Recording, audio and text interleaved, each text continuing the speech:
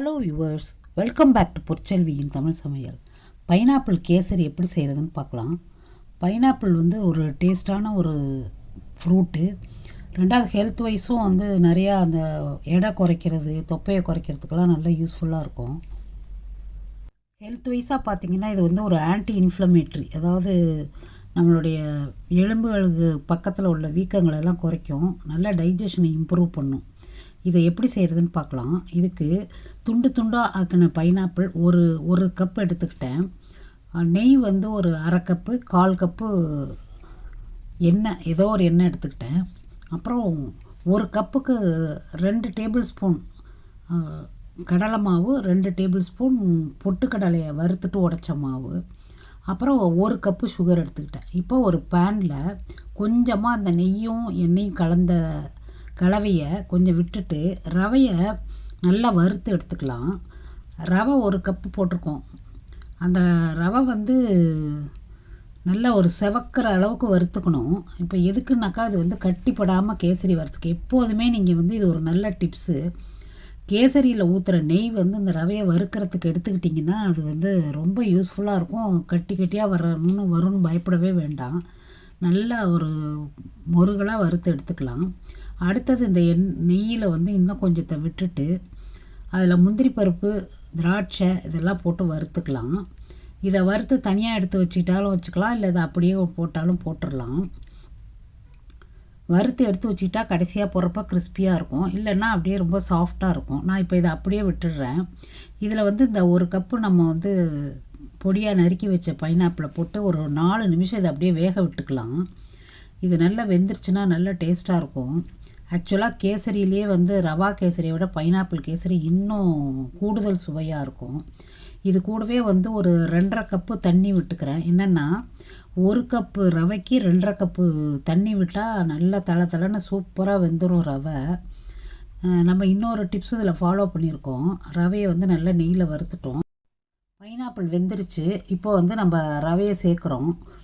சேர்த்துட்டு இதை கைவிடாமல் கிளறணும். கிளறிட்டோம்னா பேஸ்ட் மாதிரி வந்துடும், அந்த பேனில் ஒட்டாமல் வரும். இது வேகிற வரைக்கும் நல்லா கிளறுவோம். இதுக்கு இடையில நம்ம இதோட பயன்களை பார்ப்போம். இது நல்லா டைஜஷனை இம்ப்ரூவ் பண்ணுது, ஸ்கின் ஹெல்த்தை நல்லா பார்த்துக்குது, நம்மளுடைய ஹார்ட்டோடைய வாஸ்குலர் சிஸ்டம்லாம் நல்லா பார்த்துக்குது, அடைப்பு இல்லாமல் பார்த்துக்கும். இது ஒரு ஆன்டி இன்ஃப்ளமேட்ரி. இதில் புரோமலைன்னு ஒரு கெமிக்கல் இருக்குது. அது உடம்புக்கு அவ்வளோ நல்லது, நம்மளுடைய இம்யூன் சிஸ்டத்தை இன்க்ரீஸ் பண்ணுது. இதில் ஏராளமான பெனிஃபிட் இருக்குது. இதை அரைச்சி கொஞ்சம் வச்சுட்டு கொஞ்சம் ஓமத்தையும் போட்டு நைட்டு வச்சுட்டு காலையில் எழுந்திரிச்சு நம்ம குடித்தோம்னா வெயிட்டும் குறையும், தொப்பை கூட குறையும். பாருங்கள், இப்போ இது நல்லா கெட்டியாக வந்துருச்சு. இதுக்கப்புறம் நம்ம ஒரு கப்பு சுகர் வச்சுருக்கோம். இது இன்னும் குறைச்சி வேணுங்கிறவங்க குறைச்சி போட்டுக்கலாம், கூட வேணுங்கிறவங்க 1.5 கப்பு கூட போட்டுக்கலாம். நான் ஒரு கப்பு தான் போட்டிருக்கேன். இப்போ இதில் போட்டுட்டு இதை அப்படியே நல்லா கிண்டிக்கலாம்.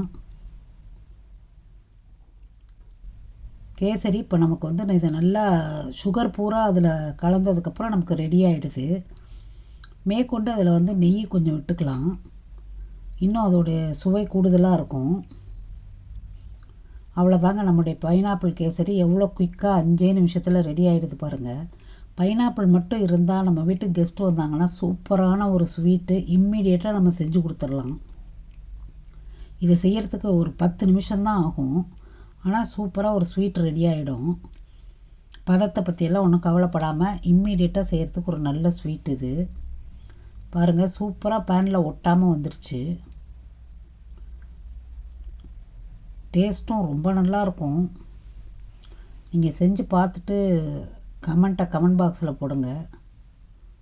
நிச்சயமாக உங்களுக்கு இந்த வீடியோ பிடிச்சிருக்கும், உபயோகமாகவும் இருக்கும். பைனாப்பிளில் விட்டமின் சி நிறையா இருக்குது, அதனால் நம்மளுடைய இம்யூன் சிஸ்டம் நல்லா இம்ப்ரூவ் ஆகும். ரெண்டாவது ஏதாவது ஒரு காயெல்லாம் பட்டுச்சுன்னா பைனாப்பிள் சாப்பிட்றவங்களுக்கு சீக்கிரம் ஆறிடும்னு நம்மளுடைய சயின்ஸு விஞ்ஞானம் சொல்லுது. அது இல்லாமல் கண் பார்வை தெளிவாக இருக்கிறதுக்கும் இந்த பைனாப்பிள் ரொம்ப உபயோகமாக இருக்குது. இது மட்டும் இல்லை, ஆர்த்தரைட்டிஸ் உள்ளவங்களுக்கு இந்த எலும்பெல்லாம் உள்ள வீக்கத்தெல்லாம் சரி பண்ணிடுது. இப்போ இதில் கொஞ்சோண்டு ஏலக்காய் பொடி பண்ணி போட்டுக்கலாம். கொஞ்சம் குங்குமப்பூ போட்டுக்கலாம். குங்குமப்பூ போட்டோம்னா இன்னும் அதோடைய வாசனை வந்து சூப்பராக இருக்கும். இப்போ எல்லாத்தையும் போட்டு ஒரு நல்லா கிளறி விட்டுக்கலாம். நமக்கு வந்து பைனாப்பிள் கேசரி ரெடி ஆகிடுது. நம்ம வீடுங்கள்லாம் வந்து ஒரு விசேஷம்னா ஒரு டக்குன்னு ஒரு ஸ்வீட் பண்ணி வச்சு நெய்வேத்தியம் பண்ணுவோம். அதுலேயும் வந்து கோதுமை மாவு வந்து பௌர்ணமி போன்ற பண்டிகைகளுக்கு வந்து செய்கிறதுக்கு கரெக்டாக உகந்ததுன்னு சொல்லுவாங்க. இப்போ இதை ஒரு 2 நிமிஷம் மூடி போட்டுடலாம். மூடி போட்டு எடுத்தோம்னா நல்லா சாஃப்டாக வந்து இந்த கேசரி ரெடி ஆகிடும். கொஞ்சம் நெய் விட்டுக்கலாம் கடைசியாக.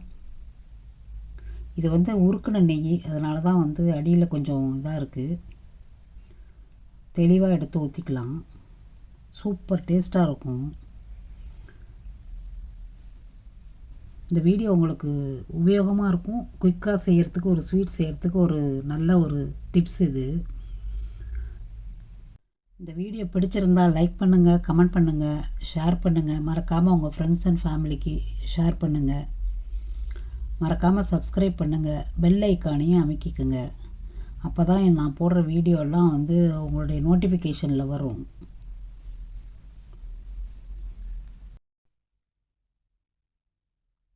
மீண்டும் ஒரு பதிவில் சந்திப்போம். வணக்கம்.